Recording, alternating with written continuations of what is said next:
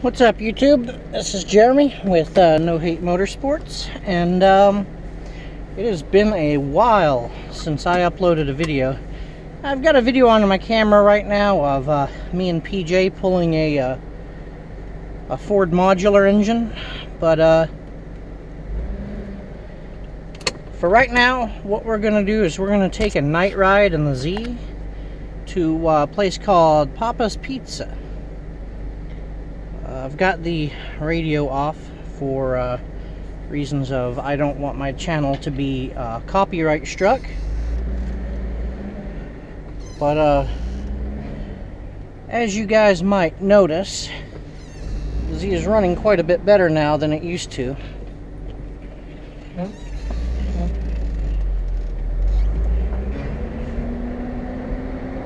So, let's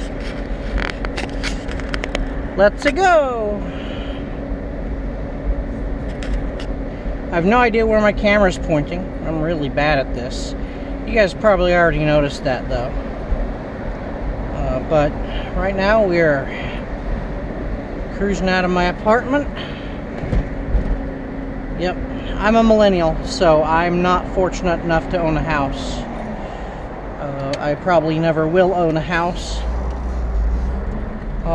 Thanks to everyone that drove up the costs, probably Californians.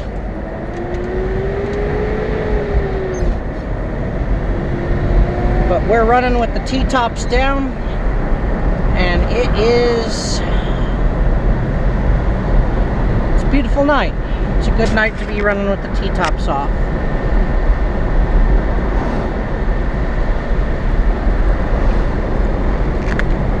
So this is a thing. Now I can deflect the wind, so I can talk to you guys a little bit easier now. Though there's probably so much wind noise that audio is probably going to be completely borked, and I'll have to upload something over top of it. But we'll see what happens.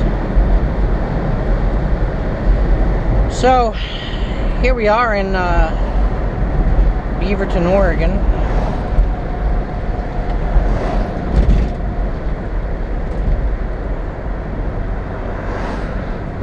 It's a good enough city, I guess. Just under 100,000 people.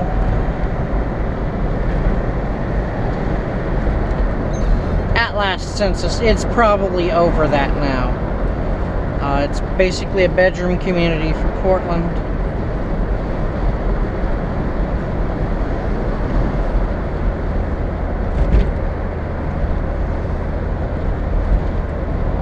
That guy's looking a little shady.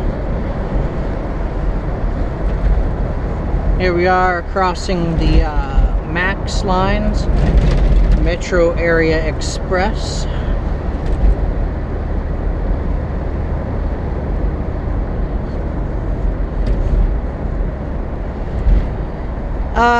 Yeah, but I've kind of fallen out of making videos. I really need to get back into it. I just never feel like what I'm doing is interesting enough. And,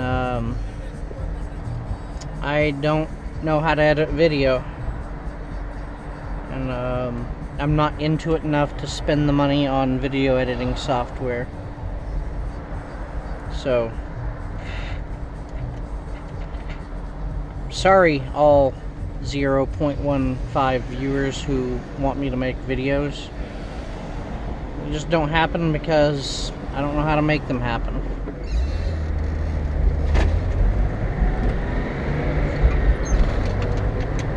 I got some junk rattling around in the back of the car. Mostly some water. I had a cooling system explosion. One of my throttle body cooling hoses popped off, so that was a thing that I had to deal with. Yeah, it completely drenched the intake manifold in coolant. Fortunately, I was able to get the car coasted off the freeway and into an O'Reilly's parking lot, so is able to replace the hose, got some coolant back in it, and it's been fine since.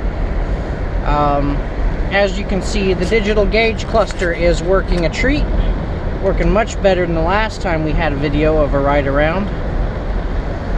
If you'll remember, to that point, the gauges were flickering on and off.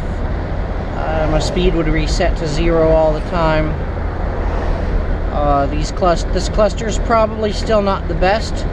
As you can see from the tach does measure not great. It goes up 1, 2, 3, 5, 7.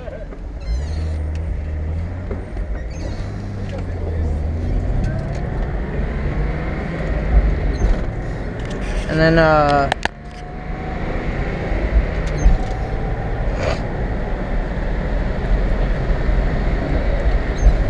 yeah, we're running a ton of oil pressure.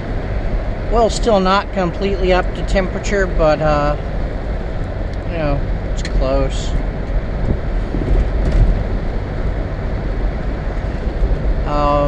We're running just a whole lot more vacuum now than we were last time. Had a pretty devastating vacuum leak.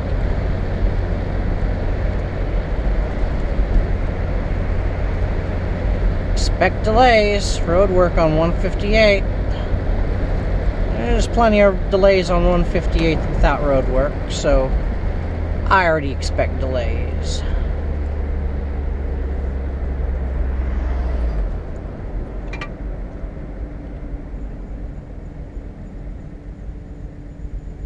Nobody expects a smooth commute.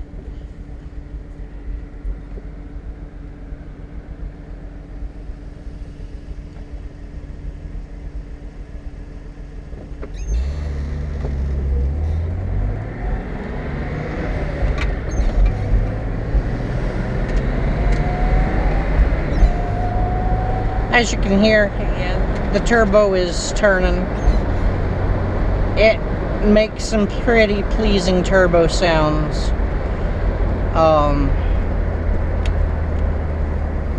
Right now the engine's using the factory purge valve, so it isn't making choo-choo sounds like a... this guy has his window down. I don't want to talk too much.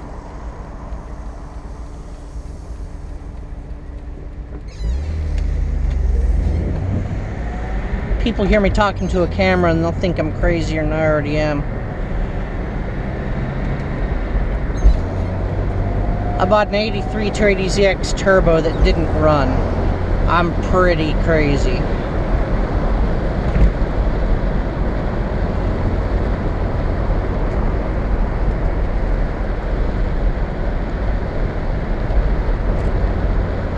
And yeah, I am driving pretty under the speed limit. Tonight's a nice night for cruising. Don't need to kill myself getting somewhere.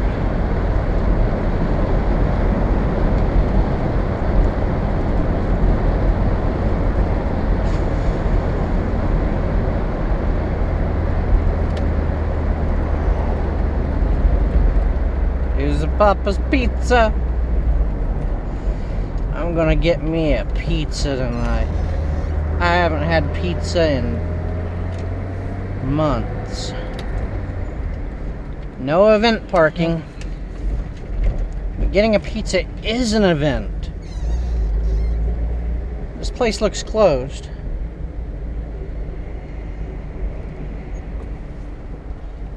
Why does this place look closed?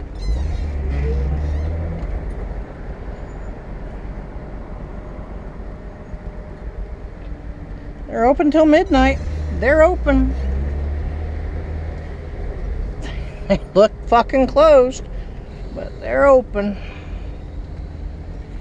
I guess nobody's buying pizza.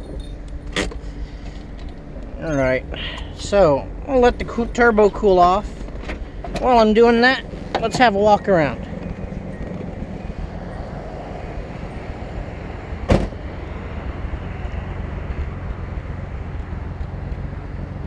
Oh, I know.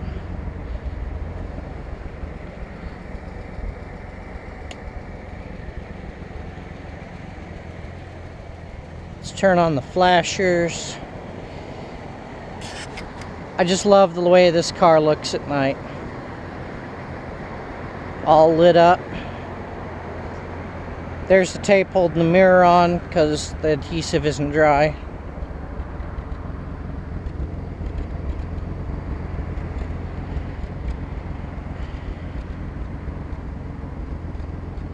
And you can hear the exhaust note. Pretty quiet. It's got a stock exhaust. But hey everybody, I'm gonna go get my pizza. So I don't know why I'm saying pizza like that, because it's fun. This is a YouTube video, it's meant to be fun. Okay, I'm gonna end this video. I'll see you cats later. Okay everyone, I'm back. I didn't want to film inside the restaurant, and you guys didn't want to sit there and wait for me to get a pizza.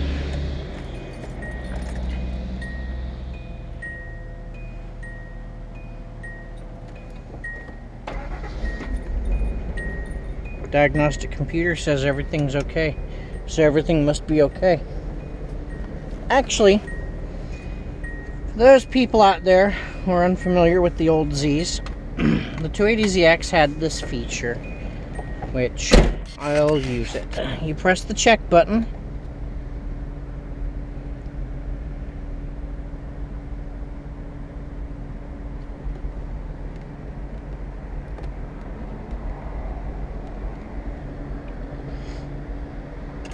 yeah, and it goes through some basic systems. Your stoplights, your headlights, your tail lights, your window washer fluid level, and your puke tank fluid level. So if you get a headlight out, or a tail light out, or a brake light out, the system can tell by resistance whether or not that light is out. It's very hard to make this system work with LEDs. So if I ever go to LEDs, I'll basically lose that computer. And it's not really even a computer. It bases everything on resistance.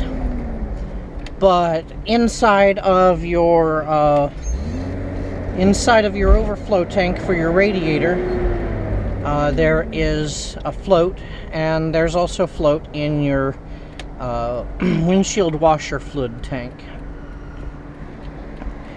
And the system can determine, well, it can't determine fluid level, but at a certain fluid level, that float completes an electrical circuit, and at that point the little computer thing starts telling you that, oh, you're out of fluid, or you're out of water in your overflow tank.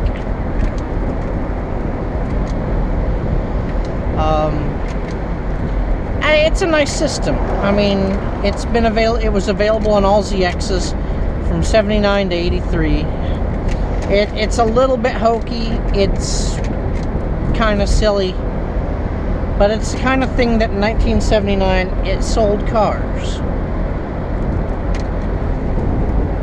There's something rattling around in the back and I don't know what it is. I guess it shouldn't carry so much shit in my car. But I was working on it today and I just wanted to drive it after working on it. So it's full of working on it stuff. Oh, it's a label on a bottle of vinegar. I was using vinegar to clean my windshield washer, which works now. I will demonstrate.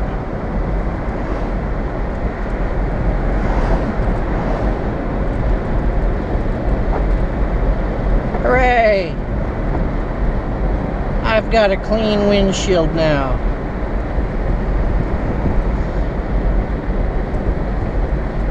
So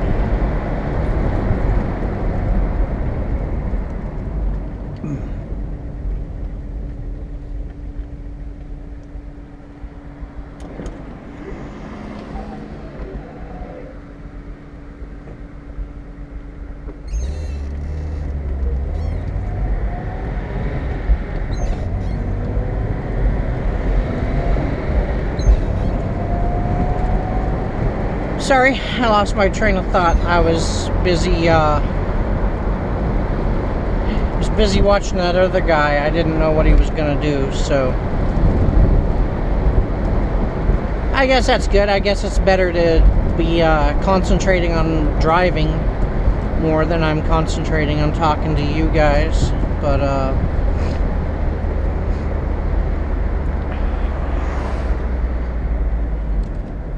yeah, I know there's probably not a whole lot to see. Camera's probably not picking things up great because it is night.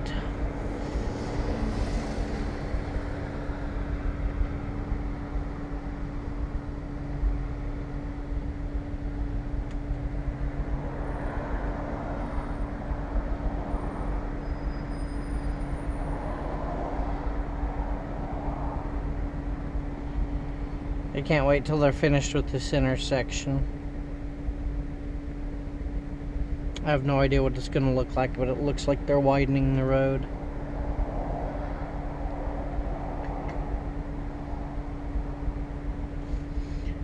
I think they want to have 2 lanes going straight through here instead of 1. Right now they got 2 turn lanes. 1 lane going straight, and then they've got 1 right turn lane. But traffic that goes straight through here is high enough that I think they're going to add a 2nd lane going straight.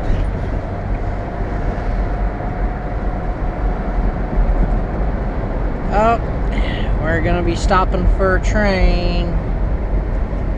Unfortunately, Max is a short train. There is the Max, actually. That is a Max train. It is diminutive. But you know what? It does what it says on the box. A lot of people complain about the Max. You know, it's got some problems. But, you know, you get on it, you pay your $3, and you can ride it to your destination.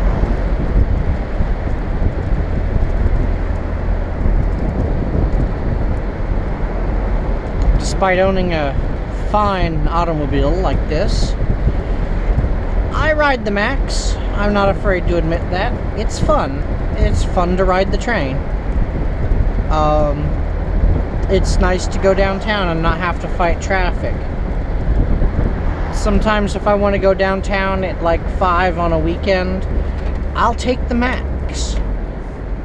Because as we're going down the train track at 60 miles an hour with no stop signs, we're passing cars that are sitting still in gridlock.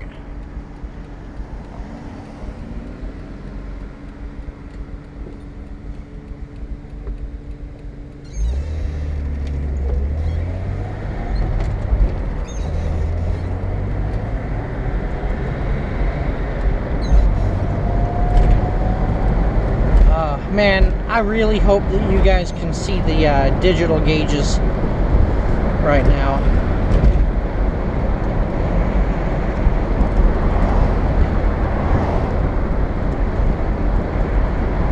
I mean, I won't deny they look cool. They are cool.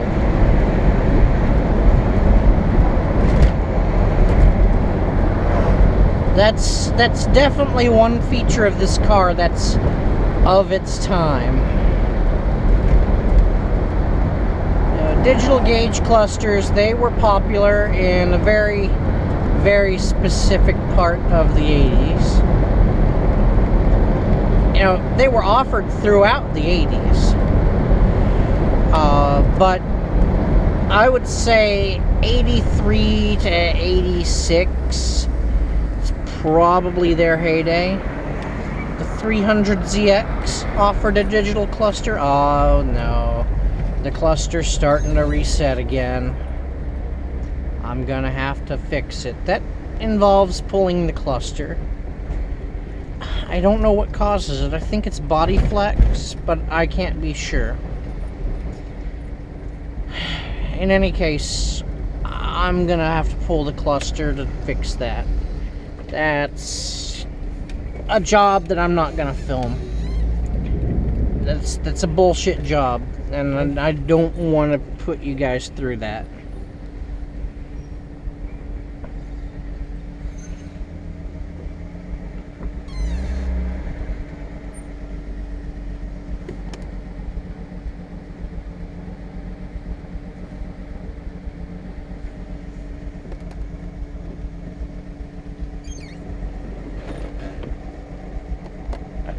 I'm just going to do some troubleshooting here real quick.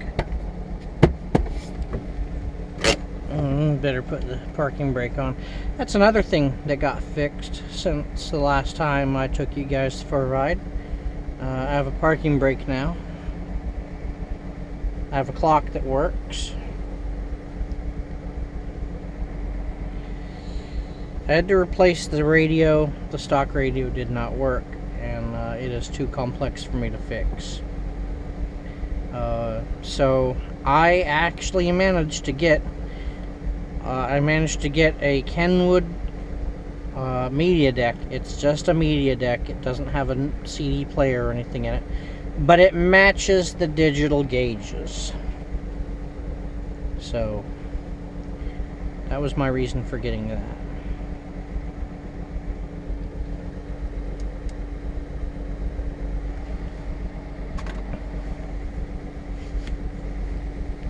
But